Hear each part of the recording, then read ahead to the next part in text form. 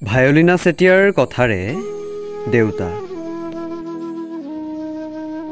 সুখৰ আন এটি নাম তুমি, দিঠকৰ সঁচা ৰূপ তুমি, তুলনাহীন শক্তি তুমি, তুমিয়ে সকলোৰে অৰ্থ।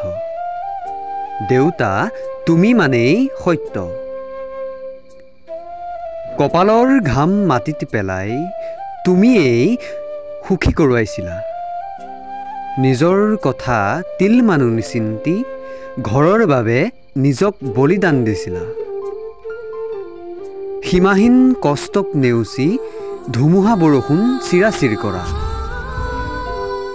বেমাৰত নিজৰ কথা অলপো নাভাবা। হাঁহি বিলাই ভাল পোৱা তুমি। কামৰ বুজাই কৰে তোমাক অতিকৈ জুৰুলা, তথাপিও নকৰাচোন মনেৰে দুখ। সদায় হাঁহি মুখে মৰমেৰে থাকা। কি বুলি গুণ গাম, কেৱল তোমাকেই নহয়, প্ৰতিজন দেউতাৰ মহিমাই অপাৰ। কপালত ৰাঙলী, মুখত হাঁহিৰ বিৰিঙনি কৰি তুমি মাক জীপাল কৰিছিলা। অৱশেষত মাৰ কপাল উকা কৰি দিলা কেৱল দুখৰ প্ৰত্যাহ্বান।